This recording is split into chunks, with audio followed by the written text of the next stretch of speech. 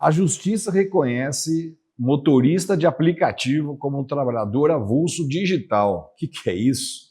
Bom, eu vou explicar para vocês neste vídeo, porque o tribunal ele afastou o vínculo de emprego, mas ele reconheceu uma categoria intermediária para o trabalho em plataformas digitais. Isso aconteceu no Tribunal Regional do Trabalho de São Paulo, mas que garante, apesar de ser uma categoria intermediária, garante direitos trabalhistas mínimos, como aviso prévio, 13º, fundo de garantia, né? Então, a gente está diante aí de uma decisão que põe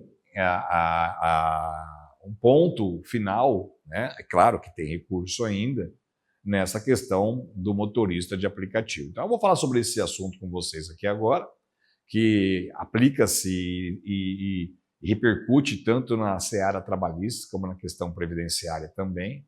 Então, vamos falar sobre esse assunto. E se tiver alguma dúvida, né, você vai mandando para a gente aqui no nosso WhatsApp. Tá? Lembrando que este canal aqui você pode ter informações preciosas sobre direitos do trabalho, previdenciário. Então, vou pedir para você também se inscrever aqui no nosso canal, curtir os nossos vídeos e ativar as notificações do sininho. Bom, a decisão da Justiça, ela afastou aquele vínculo de emprego tradicional, né, entre um motorista de aplicativo e uma plataforma de transporte, né? Não sei se já ouviram falar na plataforma 99, né? Então é este processo envolvido no caso.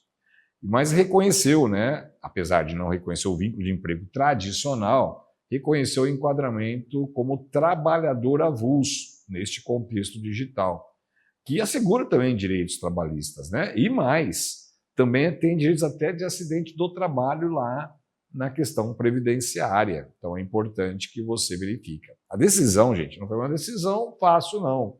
Não foi por unanimidade, foi uma decisão por maioria, ou seja, teve gente que não concordou com isso lá no julgamento. Então o tribunal, ele garantiu a procedência da ação, a validade do processo, para afastar, né, essa autonomia plena, que todo mundo diz que o trabalhador faz a hora que trabalha que quer, não tem vinculação nenhuma, não tem subordinação, mas diz que não é bem assim, não. Eles estão dizendo que ele não tem essa autonomia plena e que por isso ele tem que ter algumas verbas, como aviso prévio, 13º, férias, fundo de garantia e até multa de 40% no fundo, então, do fundo de garantia, porque são ações que, de fato, repercutem de forma significativa, né? E essa proteção aí, ela é constitucional garantida no trabalho. Então, nesse caso, né, o motorista entrou com o processo trabalhista para buscar o vínculo de emprego, né, contra essa plataforma 99 para a qual ele prestava serviço. Aí ele alegou lá no processo que, embora ele fosse formalmente enquadrado como parceiro, porque existe, né, uma formalização de contrato, então as pessoas dizem que são parceiros, ele ficava submetido a um controle da empresa, que definia quais eram as tarifas, ou seja, ele não podia colocar o preço no serviço dele, impunha padrões e condutas, e utilizava mecanismos de algoritmos de fiscalização, quer dizer, não é a pessoa ficar sabendo de tudo, ela tem acesso a tudo a empresa, né? Ele também alegou que havia uma exigência de que ele dirigisse o carro, que aí é aquela questão da pessoalidade, né? Você não pode colocar alguém para trabalhar por você. E que isso inseria ele direto na atividade fim da empresa, né, que é o transporte de passageiro. Então, esses argumentos todos foram levados para a Justiça, e a Justiça, então, como eu disse, né, julgou a decisão favorável. Mas não foi fácil essa tarefa dele não, viu? Porque na primeira decisão, o juiz de primeira instância, ele afastou totalmente o vínculo empregatício. Mas quando ele foi para o tribunal, então, depois que o trabalhador reiterou, ele falou de novo que estavam presentes todos os requisitos de uma relação de emprego, aí então o tribunal mudou um pouco de entendimento. Então, a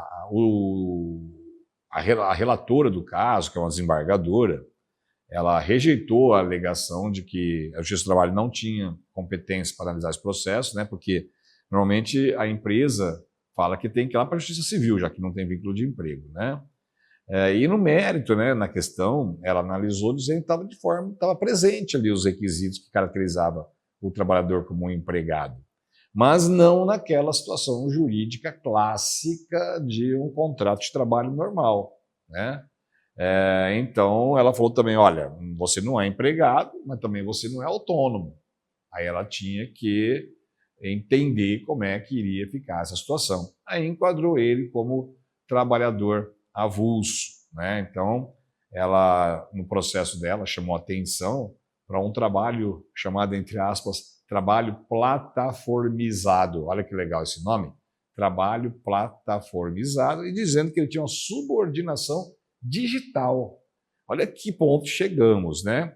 Que representa uma nova forma de organização produtiva, em que os sistemas automatizados e algoritmos atuam simultaneamente como um instrumento de trabalho, mas também como um controle da atividade. Eu achei interessante essa decisão, estou trazendo aqui para vocês, né? Porque você pode, né, a partir de agora, né, baseado em toda a renda que você teve, não só pedir esse vínculo, mas também utilizá-lo para fins de previdência. Porque se você é um trabalhador avulso, quem tinha que fazer a contribuição para a previdência não era você, era o empregador.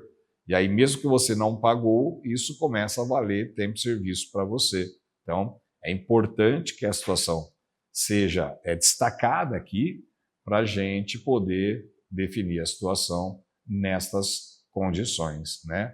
Então, o tribunal enquadrou o trabalhador como avulso num contexto digital, revelando, né, que essa solução seria a mais adequada para a situação.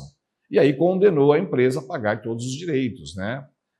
Como oferece aviso prévio, 13º, fundo de garantia com multa de 40%, e também a contribuição previdenciária, né? Porque ela é natural quando se tem a situação de relação de emprego na condição de trabalhador avulso. É como se houvesse uma intermediação entre o empregador e o trabalhador avulso, que é como acontece com os sindicatos e os órgãos gestores de mão de obra. Eu não consigo visualizar muito claro essa questão da intermediação, que é a particularidade do trabalhador avulso, mas o processo está aí, vamos acompanhar o processo recente, de 2025, e vamos ver, né, se vai haver recurso e o que vai acontecer. Então, para você ficar sabendo do desfecho final deste processo, desfecho final, acho que é pleonasmo, né? Enfim, para ficar sabendo do final deste processo, é só você se inscrever aqui no nosso canal, curtir os nossos vídeos e ativar as notificações do sininho. Assim você fica por dentro de tudo que precisa saber sobre aposentadoria e também sobre seus direitos trabalhistas. Espero você no próximo vídeo. Até mais. Tchau, tchau.